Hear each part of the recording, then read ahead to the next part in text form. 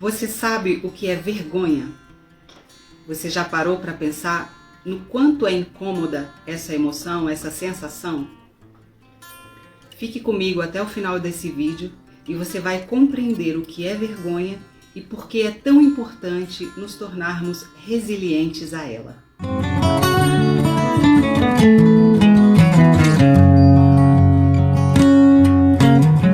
Oi, meu nome é Anne Evans, eu sou educadora, formada em Letras, Português e Inglês. Sou pós-graduanda em Mediação de Conflitos e estudiosa dos temas vergonha, vulnerabilidade, comunicação não violenta, comportamento humano e autodesenvolvimento. Se você se interessa por esses assuntos, já se inscreve no canal, deixe o seu like e ative o sininho para você não perder nenhum conteúdo. Se você ativar o sininho na modalidade toda vez que eu colocar um conteúdo, você vai ficar sabendo. Fique comigo até o final desse vídeo e vamos compreender o que é vergonha. Alguns cientistas sociais e da área da psicologia humana vêm pesquisando esse tema vergonha. Vergonha, vulnerabilidade, coragem, né? E uma das cientistas que eu mais admiro e que eu uso como base para os meus estudos e pesquisas é uma texana chamada Brené Brown.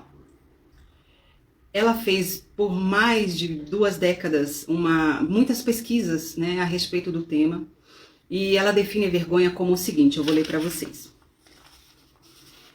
Vergonha é o sentimento ou experiência intensamente dolorosa de acreditar que somos inadequados e, por isso, indignos de aceitação e acolhimento. Esse é um conceito muito básico da Brené e que depois ele vem sendo complementado por meio das pesquisas dela. A partir dessa definição, a gente pode entender que a vergonha é aquele sentimento que a gente tem,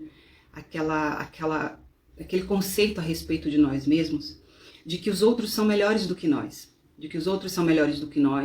de que não somos bons o suficiente e de que não pertencemos.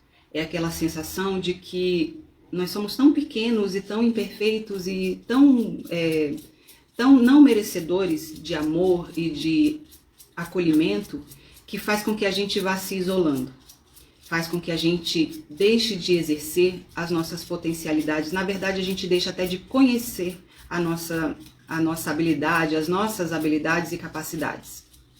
E por que nós precisamos falar sobre a vergonha? E por que nós precisamos nos tornar resilientes a ela?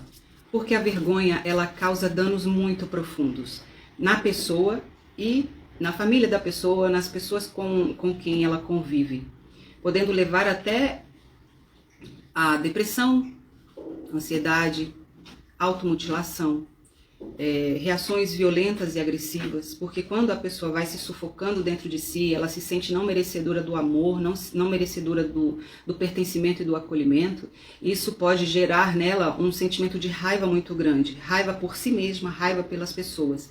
E aí pode disparar, pode ser um gatilho para reações agressivas, para ataques contra ela própria e contra o meio em que ela vive. E por que esse sentimento, que essa ameaça tem tanto poder, né?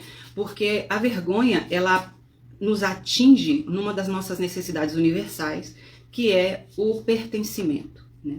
A gente fica se avaliando e a gente tem vergonha de não ser bom o suficiente, porque se nós não formos bons o suficiente, a gente vai ser excluído daquele núcleo que a gente quer pertencer. A gente vai ser rejeitado, a gente vai ser colocado de lado. E essa é uma das dores mais profundas do ser humano, o não pertencimento. Nós somos biologicamente programados para vínculos, para conexões. E quando a gente pensa que algo vai ameaçar esse vínculo, vai ameaçar essa conexão, a gente se protege. A gente entra ali num sistema de proteção e de adaptação. E isso faz com que muitas vezes a gente deixe de ser autêntico, deixe de ser quem a gente é, e ocorrem aqueles enquadramentos, aquelas padronizações comportamentais e de opiniões que são impostas por grupos já formados, né, e que fazem com que a gente deixe de ser verdadeiro para poder pertencer, né? Às vezes a gente está sendo completamente incoerente com quem a gente é, com quem a gente acredita de verdade, simplesmente para pertencer a um grupo, porque nós temos essa necessidade de pertencimento, de vínculo e de conexão, de amor, de reconhecimento, né, de valor, como pessoa, né, de nos sentirmos acolhidos e pertencentes a um grupo, a um sistema, né? A vergonha, ela é tão perigosa que ela vai deixando a pessoa tão fechada dentro de si, tão isolada psicologicamente, que pode chegar até ao suicídio. E se pararmos para observar na história, na nossa cultura, na cultura mundial, a gente vai perceber que a vergonha ela tem sido ferramenta, instrumento de educação, instrumento de manipulação de comportamento das pessoas. A Brené, ela começou a pesquisar a vergonha porque quando ela era bem mais jovem, ela trabalhava numa instituição de psicoterapia infantil. E dentro das práticas, né, dentro do trabalho dos psicoterapeutas, o que foi observado pelo diretor dessa instituição, um comportamento de envergonhar a criança. Isso é muito comum na nossa cultura, né? Da gente falar assim, você não tem vergonha disso não? Aquela pessoa é um sem vergonha, para com isso, que vergonha, não faça isso que você vai passar vergonha, né? Então, isso é muito comum na nossa cultura. E esse diretor dessa instituição, ele observou o comportamento dos psicoterapeutas e fez uma reunião falando, em resumo, tá? Resumidamente, o seguinte, que é impossível a gente tirar um comportamento positivo de uma pessoa por meio da desvalorização a essa pessoa, da desvalorização, da ameaça, do constrangimento, da vergonha. Então, é impossível a gente tirar um comportamento, fazer com que a pessoa modifique o seu comportamento de forma positiva por meio da vergonha, por meio de envergonhar essa pessoa, né? E isso tem sido usado em nossa cultura realmente como instrumento de educação e controle de comportamento. É exatamente isso que a nossa sociedade faz com a gente, né? Nos impõe padrões, nos desvaloriza, nos humilha. Então a gente deixa de ser autêntico, a gente deixa de exercer o papel, os talentos e os dons que nós trazemos na nossa personalidade, no nosso interior, porque a gente não é reconhecido, porque a gente é excluído, porque nós não pertencemos a um certo padrão. Pois é, gente, a vergonha dói, a vergonha machuca a nossa alma, machuca o nosso espírito, machuca a nossa percepção a respeito de nós mesmos, né? Machuca as nossas relações sociais, familiares, em todos os contextos. E a Brené, no livro dela, eu achava que isso só acontecia comigo, que inclusive aqui no canal tem uma série de estudos sobre ele, eu estou desenvolvendo uma série de estudos, eu acabei de colocar, de fazer o resumo do 2º capítulo do livro e logo eu vou postar aqui a aula, né? E se você procurar aqui embaixo na descrição, tem o link para playlist de todos os vídeos a respeito desse livro. Eu achava que isso só acontecia comigo, que trata desse tema vergonha. Nesse livro a Brené fala o seguinte, fazendo um link com aquilo que eu falei antes, a respeito de não podermos tirar um comportamento positivo de uma pessoa ao envergonhá-la, né? Ela fala o seguinte, vou ler aqui. Não podemos desencadear mudanças positivas nas pessoas ao diminuí-las, ameaçá-las com rejeição e exclusão, humilhá-las ou menosprezá-las. O livro traz exatamente essas palavras. Olha o peso disso, para pensar e olha o peso disso. Pensa em alguém fazendo isso com você, né? E é muito grave. É um tema que a gente precisa conversar a respeito e precisa começar a aprender a identificar os momentos de vergonha, né? Imagina só qual é o antídoto para a vergonha. Algo que tem sido falado muito, né? Que é a empatia.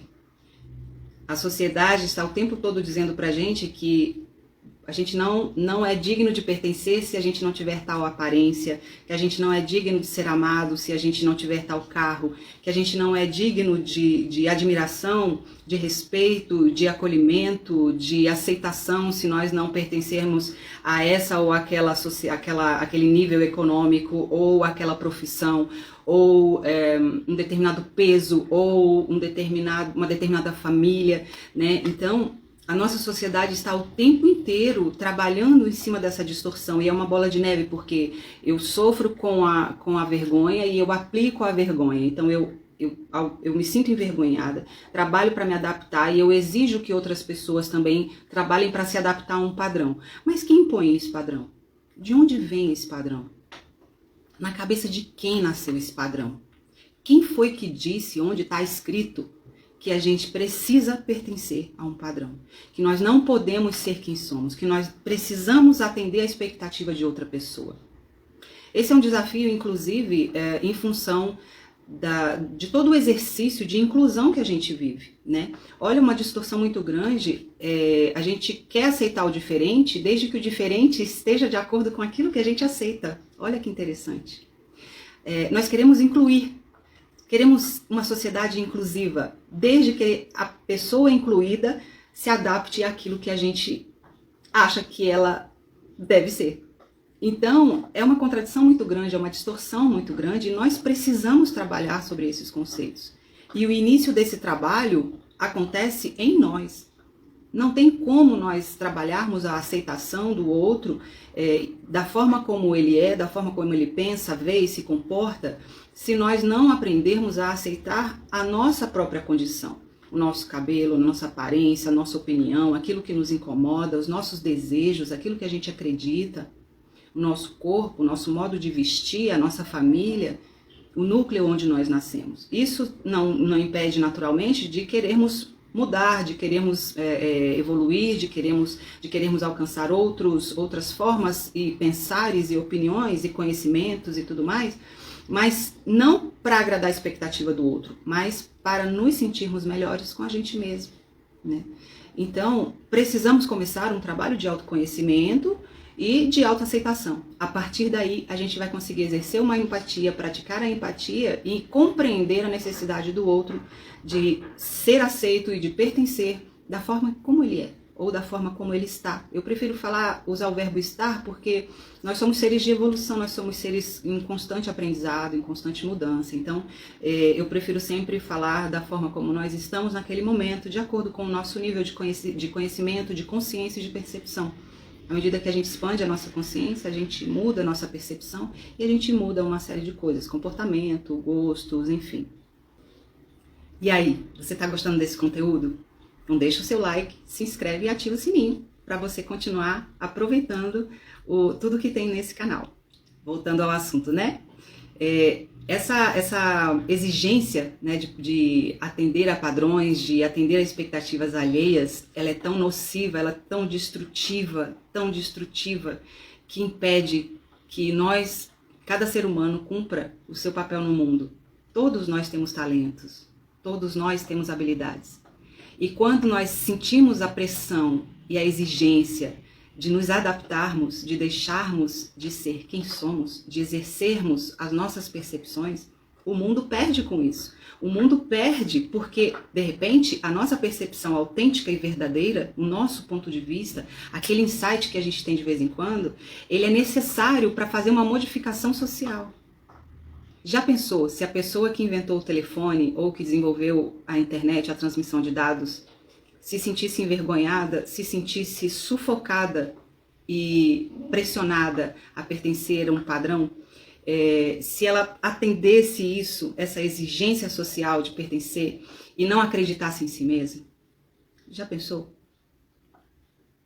Já pensou se as pessoas que fizeram grandes invenções, que tentaram e falharam, tivessem ouvido aquela voz social da família, sei lá, do grupo que ela pertence, da escola, da igreja, da mídia, e tivesse desistido de descobrir a lâmpada, por exemplo? Sabe aquela autora do Harry Potter, que ficou milionária, né? Você conhece a história dela? Você já viu o filme Muito Além das Palavras, que conta a história da J.K. Rowling? A família dela, os pais pressionavam ela para que ela fosse secretária. E ela não queria, ela queria ser escritora. E ela sofreu uma pressão muito grande porque ela tinha filho, porque ela era mulher, porque o pai, a mãe, sei lá, achavam que ela tinha que ser secretária, que era melhor ela ter aquele emprego de secretária ganhando aquele salário ali. E assim ela ia ter uma vida muito mais confortável, ela ia poder pertencer à sociedade de uma forma mais tranquila. Já pensou se ela tivesse se sentido diminuída nas suas crenças e cedido, né, à pressão de fazer algo que todo mundo faz só porque é mais fácil, só porque todo mundo faz, nós não teríamos essa saga, né, da obra da J.K. Rowling, e ela jamais teria alcançado o patamar de vida e de qualidade de vida, de riqueza, de satisfação pessoal, de realização pessoal que ela alcançou.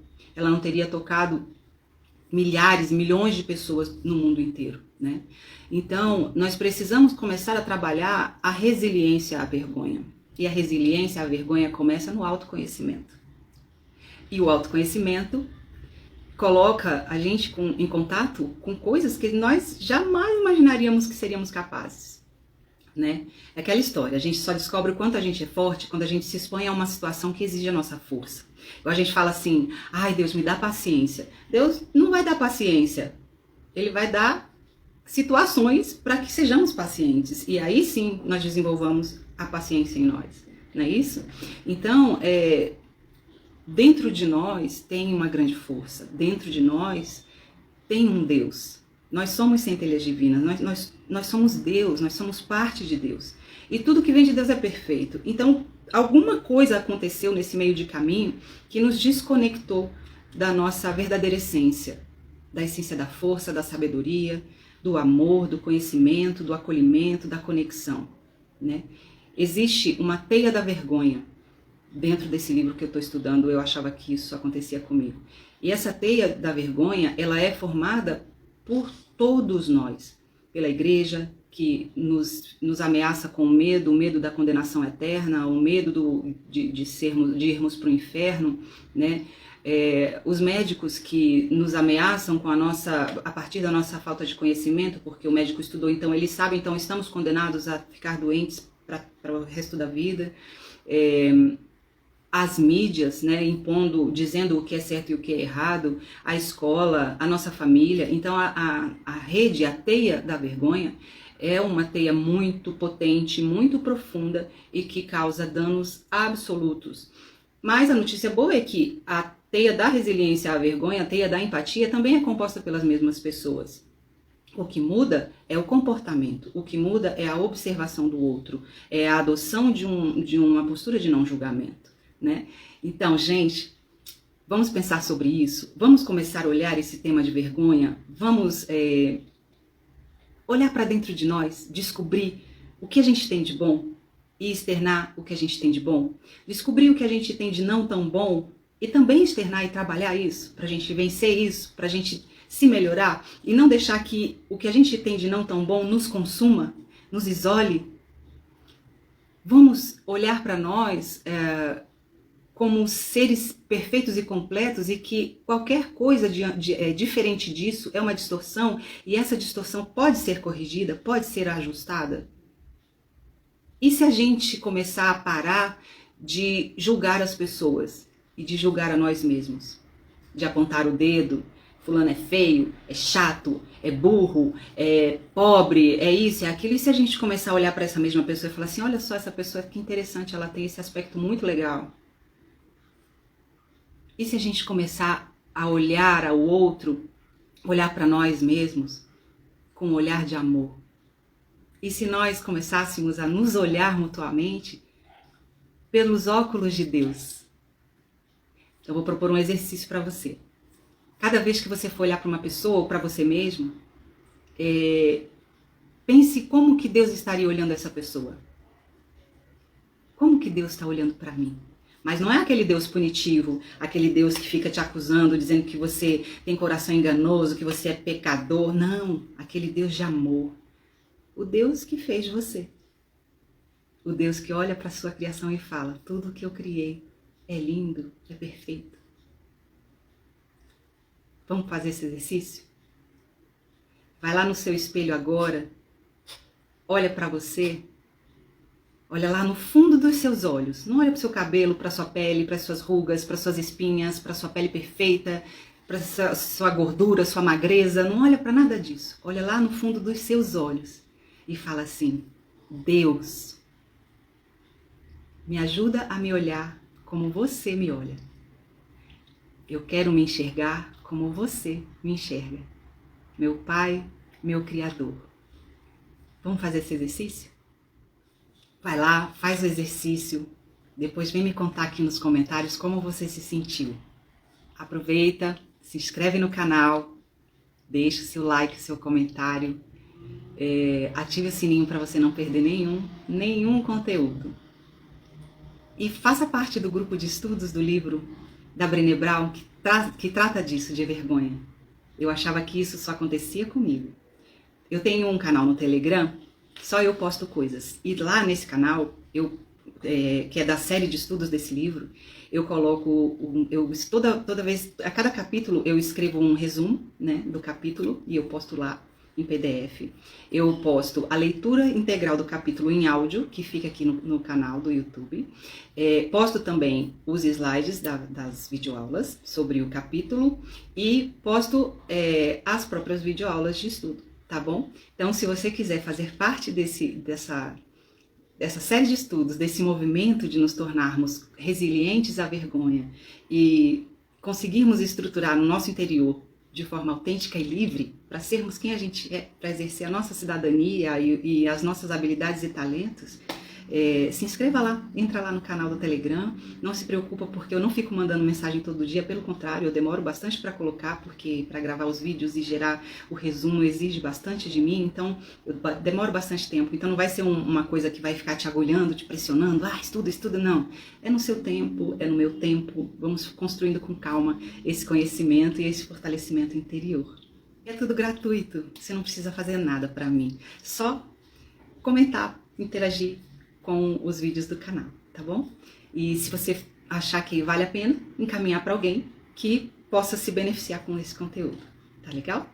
Bom, eu espero que este vídeo tenha te ajudado, tenha sido útil para você e espero te ver no próximo vídeo. Um beijo grande, até já! Deus abençoe o seu dia.